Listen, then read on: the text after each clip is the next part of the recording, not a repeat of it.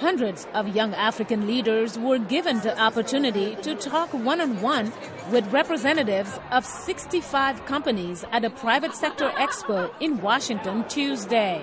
Fernando de Sousa is the general manager of Microsoft Africa. We learn, we share the things we do, which essentially is focusing on economic development, understanding how technology really plays a part in transparency, social reform, economic reform, education. I mean, so many different aspects. Dr. Hilarious Abiwu is from Ghana.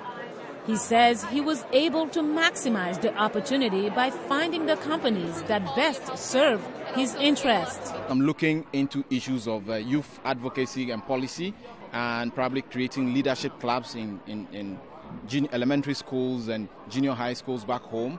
I've been able to meet a couple of companies whose specific areas are into youth development, career building, exchange programs. For participant Noel Schroeder, this was a great chance to hear from the young leaders. They want women to thrive in the same way that men do. And that means opportunities in media, opportunities in government, opportunities in nonprofits, in health, in education. Ndeye Absanying is from Senegal.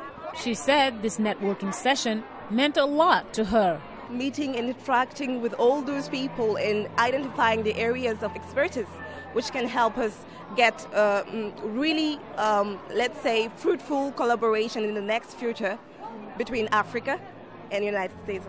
Sekou Amadou Sissoko from Guinea says he was happy to see that Africa is in demand today. It's a real pride to be an African today, because talking with them, you realize how much they want to invest in Africa. And by supporting this program, they're investing in the future leaders and the current young leaders of Africa. The fellows also got an opportunity to hear from USAID Administrator Rajiv Shah, whose agency will be committing $38 million to help set up 4 regional leadership centers in Africa. If you have a startup business idea, if you have a technology you want to deploy maybe on mobile phones to help address poverty and achieve humanitarian objectives, we want to help you do that. As the 3-day summit draws to a close, some fellows will prolong their journey with an additional 8-week internship. In Washington, Mariama Diallo, VOA News.